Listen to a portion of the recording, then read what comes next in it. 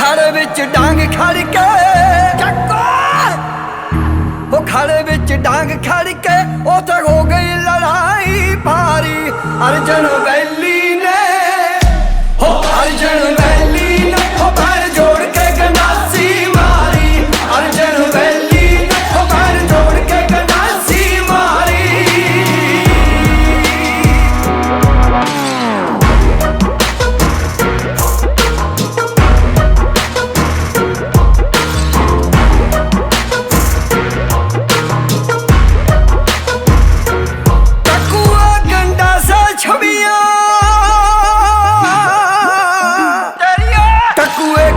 छवियां कहते खड़क पिया कर पाना भी साना वांगू जट पेड़ दे ओ साना वांगू जट पेड़ दे सखी सुख ना दसे भगवाना। लीरो लीरो हो जाऊंगी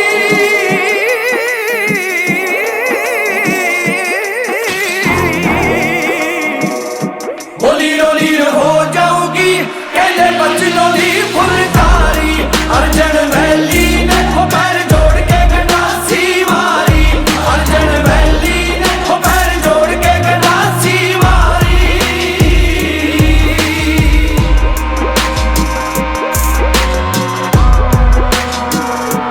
मुंडियां दा सिंह फस गया भी कोई नितरू बड़े में खानी।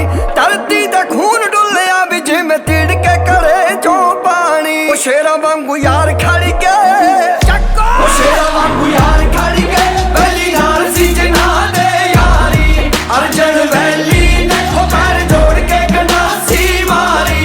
अर्जन वैली ने हो पैर जोड़ के गंडासी मारी।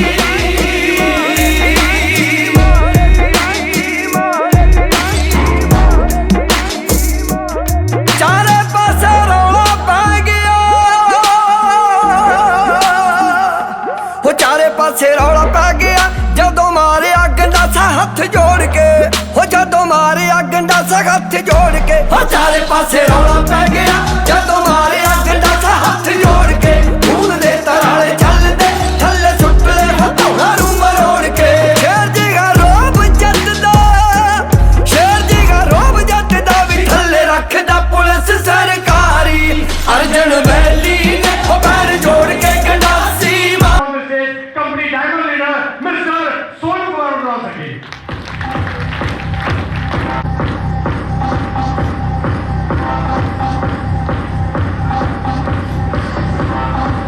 थैंक यू दोस्तों, नमस्कार। सबने नहीं बोला, गर्मी लगी होगी इसीलिए, है ना दोस्तों। एक कहावत आपने सुना होगा ना कि गर्मी ना ऊन में होती है ना गर्मी ना जून में होती है, गर्मी तो इंसान के खून में होती है। सही बात है। और दोस्तों यहाँ पे एस्ट्रोविलियंस वाले लोग बैठे हैं जिनके खून में गर्मी है, तो दोस्तों एक बार जोरदार ताली आप अपने लिए जरूर बजाइए प्लीज। थैंक यू दोस्तों। नाम सोनू मोतरवाल हुआ, इसी बनारस इसी सारनाथ का निवासी हूँ मैं। और इस प्लेटफॉर्म शुरुआत एस्ट्रोविलियंस वेलनेस में उसी तरीके से हुआ था मेरा, जैसे यहाँ पे आए हुए आप सभी का शुरुआत हुआ होगा। कोई अनजान शख्स आया होगा, कोई जानने वाला आया होगा, एक कंपनी बताया होगा, कुछ प्रोडक्ट बताया होगा और फिर 300 करोड़ के बारे में इनकम बताया होगा। और दोस्तों गारंटी दे रहा हूं दोस्तों का आपके चेहरे पे मुस्कान आया होगा और आपने भी बोला था कि सब कुछ तो ठीक है, लेकिन यहाँ पे पैसे वैसे आते वाते नहीं होंगे या आपको खुद भरोसा नहीं होगा कि पैसे कभी आएंगे। राइट कह रहा हूं? ऐसा है या नहीं है? क्या आप में से मैं पूछना चाहता हूँ, क्या यहाँ पे वो लोग बैठे हैं जो पहली बार AWPL को देख के मतलब पलंग से पूछ रहे कि हाँ यहाँ से 300 करोड़ आ जाएगा? क्या ऐसे कोई बैठा है क्या? दोस्त मेरे कोई बैठा नहीं है और न मुझे खुद आज से 6 साल पहले यकीन था कि मैं भी एस्ट्रोविलियंस में कभी डायमंड बन सकता हूँ, यहाँ से मैं भी 70-75 लाख रुपए कमा सकता हूँ। लेकिन मेरे दोस्त मैंने भी अपने सपने पूरे किए।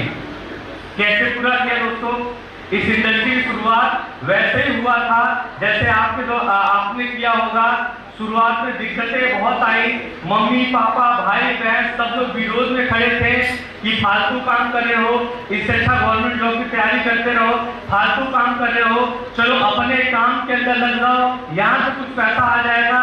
मैं दोस्त उस जगह से, उस निगेटिविटी से मैं भी गुजरा हूँ।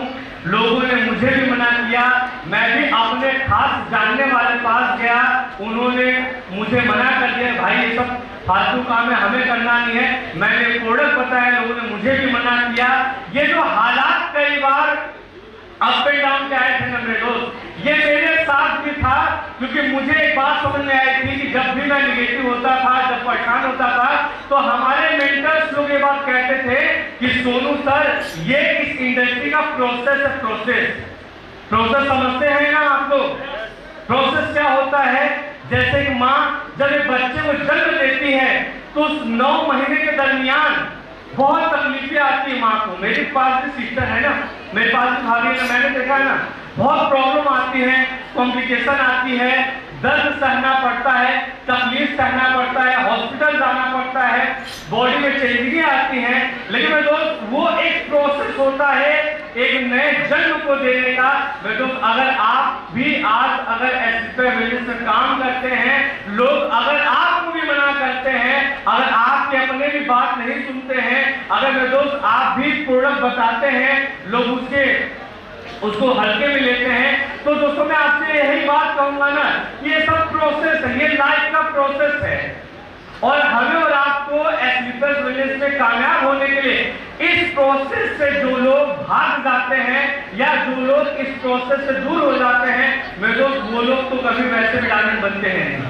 चाहे आज आप यहाँ पे स्टार और आइकॉनिक चेहरा आपने दीपक सर को देखा होगा, वो भी स्टार आइकॉनिक हमारे डायमंड लीडर तब बन पाए जब वो भी इस प्रोसेस के अंदर जमे हुए थे। हम कभी दोस्तों छोड़ कर नहीं गए। आपने मैम को देखा होगा, स्नेहापाल मैम अभी जस्ट आई थी, उन्होंने बहुत अच्छी बात कही कि 1.5 महीने की बच्ची कि वो माँ है।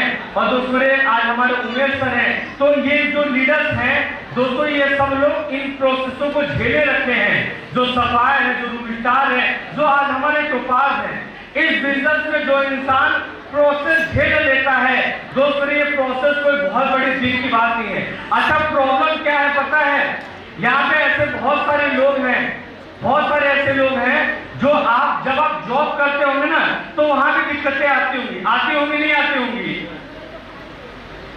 अच्छा यहाँ पे बड़ा महत्वपूर्ण बातें आपस में भी चल रही है। अच्छा एक बात बताइए, क्या ये जो 500 रुपए आपने दिया है, क्या आपने आपस में बात करने के लिए दिया होगा? क्या कुछ आज जानने के लिए तो आए होंगे ना? या ऐसा लग रहा होगा कि नहीं यार बहुत चलते हैं, 500 रुपए देते हैं और बैठ के हम लोग पूरा दिन अपने में बात करेंगे। दोस्त मेरे वो तो हम कर ही लेते हैं, करते नहीं करते, आपस की बात हम लोग करते नहीं करते हैं। मैं आपसे कोई इतना जानना चाहता हूं कि जो लोग जॉब करते हैं 20 साल 25 साल हम लोग जॉब करते हैं, वहां भी दिक्कतें आती है, क्या जॉब छोड़ देते हैं? क्या जो लोग बिजनेस करते हैं, धंधे में पैसा लगाते हैं, लाख 10 लाख में इन्वेस्ट करते हैं, कई बार धंधा चलता नहीं है, मैं दोस्त वो लोग भी धंधे को छोड़ देते हैं। लेकिन दोस्त में डायरेक्ट सेलिंग एक ऐसा बिजनेस है, ना हमने और आपने लाखों करोड़ रुपए लगाए हैं, ना कोई बहुत बड़ा इन्वेस्टमेंट किया है, लेकिन दोस्तों हर इंसान यहाँ से लखपति बन सकता है, करोड़पति बन सकता है। और दोस्तों ये पावर है दोस्तों इस इंडस्ट्री की। लेकिन दोस्तों विडंबना ये है ना कि आज हम और आप बहुत कम लोग होते हैं जो इंडस्ट्री में सीरियस हो पाते हैं। आपको क्या लगता है सर कि जब मैंने शुरुआत किया था तो मेरे साथ कोई ज्वाइन नहीं किया था क्या? या दीपक सर ने शुरुआत किया था, गुरुजी लोग जब शुरुआत किए थे, क्या उनके साथ कोई व्यक्ति ज्वाइन नहीं किया था? क्या बहुत लोगों ने ज्वाइन किया था। लेकिन क्या दीपक सर के साथ मैंने इसी सारनाथ में कई लोगों को प्लान दिखाया हूं, मैं उनका नाम नहीं लूंगा क्योंकि मैंने देखा दीपक सर जब बोले थे तो 4-5 मेरे ज्वाइनर और दीपक सर के अपलाइन भी वीडियो देख रहे थे, इसलिए मैं उनका नाम नहीं लूंगा। आपको क्या लग रहा है?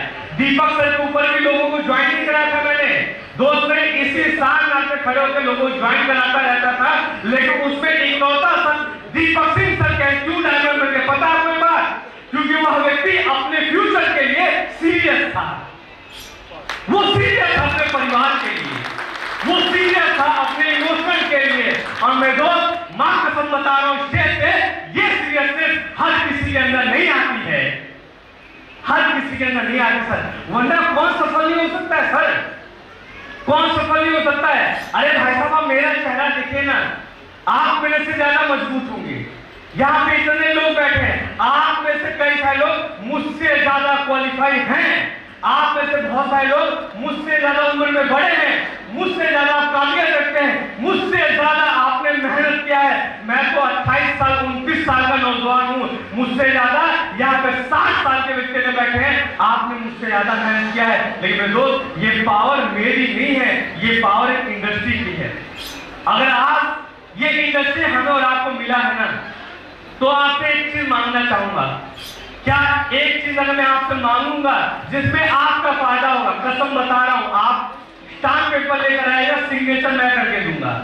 एक चीज मैं आपसे मांगूंगा, क्या आप मुझे वो चीज दे सकते हैं? देखिए 2-4 आवाज आई है, सोचिए आप, सोचिए आज से 1 साल 2 साल बाद जब इस हॉल में डायमंड शो होगा ना, तो क्या आप इस डायमंड बन के यहाँ पे आएंगे या अगली बार ब्रॉन्ज सिल्वर गोल्ड बन के आप बैठेंगे? आप तय कर लीजिए। आज डायमंड बन के आना चाहेंगे या फिर छोटे लेवल पे आना चाहेंगे? आज मैं केवल आपसे एक चीज मांगूंगा, दे सकते हैं आप? ईमानदारी से एक बार बताइए, दे सकते हैं आप? दोस्तों इस प्लेटफॉर्म को प्लीज थोड़ा हल्के में लेना बंद कर दीजिए,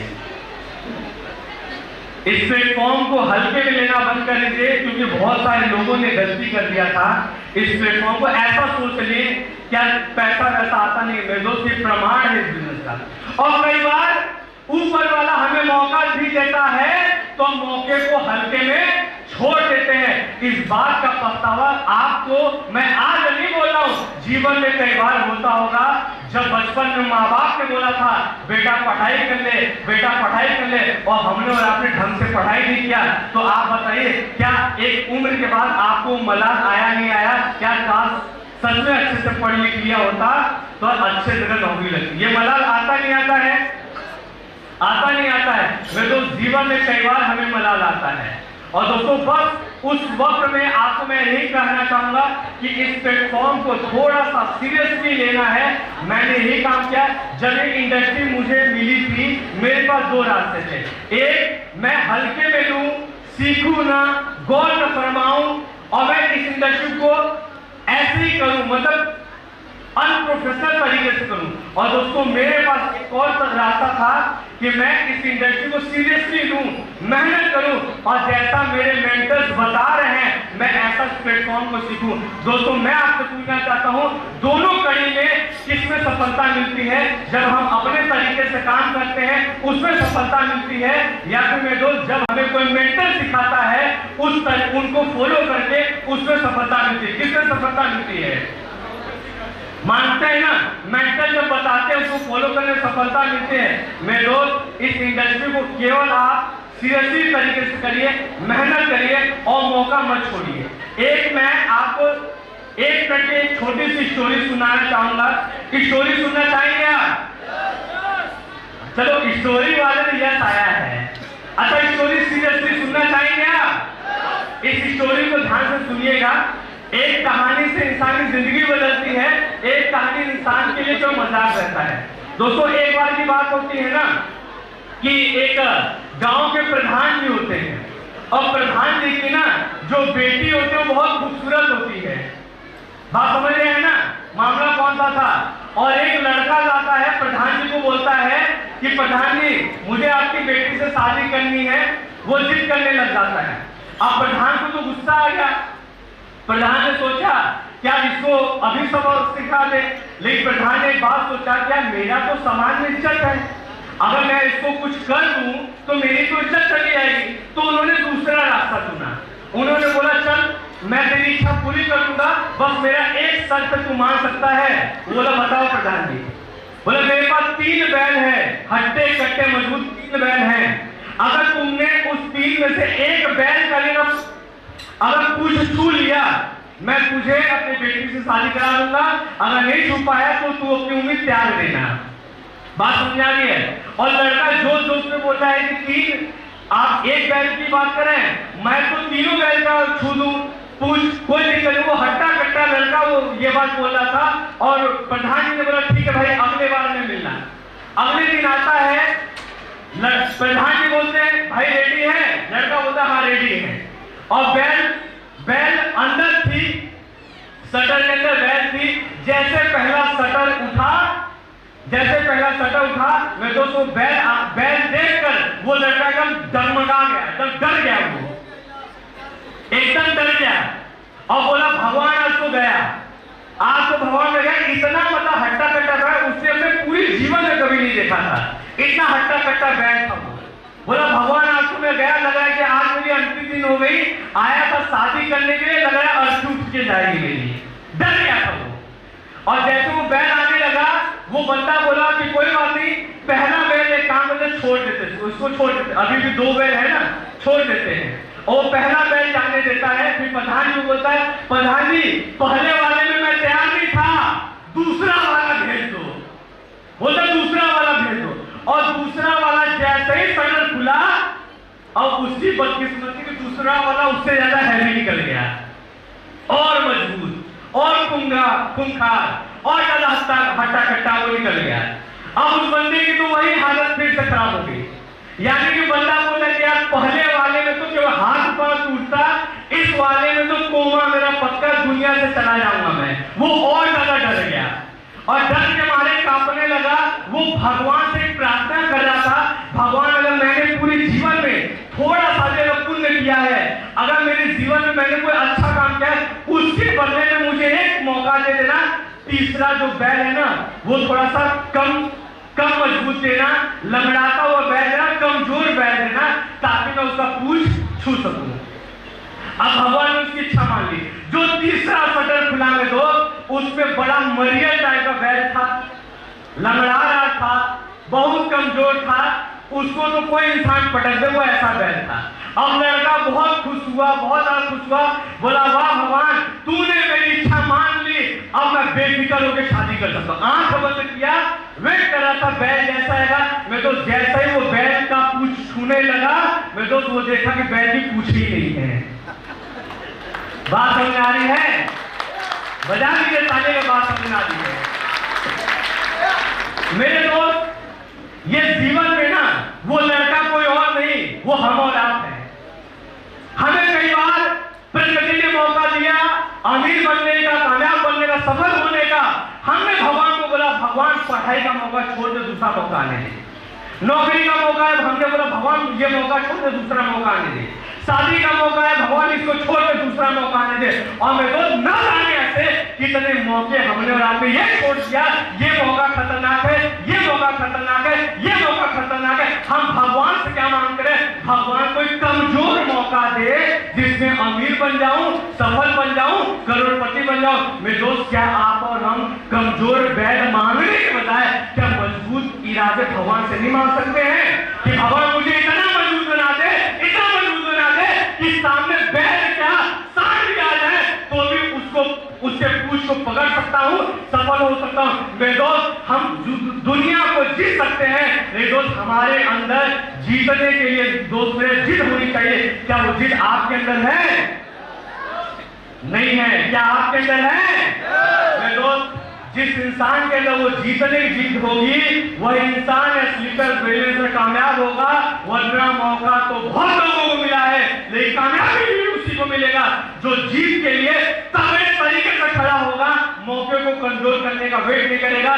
बाकी दोस्तों thank you so much, wish you all the best. इस जर्नी की शुरुआत भी मैंने आप ही जैसे किया। मैं अचीवमेंट बता दूं, इस प्लेटफॉर्म को शुरुआत किया 2500 भी आए, 7500 भी आए, 15,000 भी आया, 45,000 भी आया, 60,000 भी आए, 1 लाख, 2 लाख, 10 लाख भी आए। और आज स्लीपर मिलने से बदौलत इसी साल का लड़का इस प्लेटफॉर्म से अब तक 77 लाख रुपए से की अधिक इनकम में दोस्त किया है। 1.25 लाख रुपए महीना कमाता हूँ दोस्तों। Thank you so much, wish you all the best. Thank you.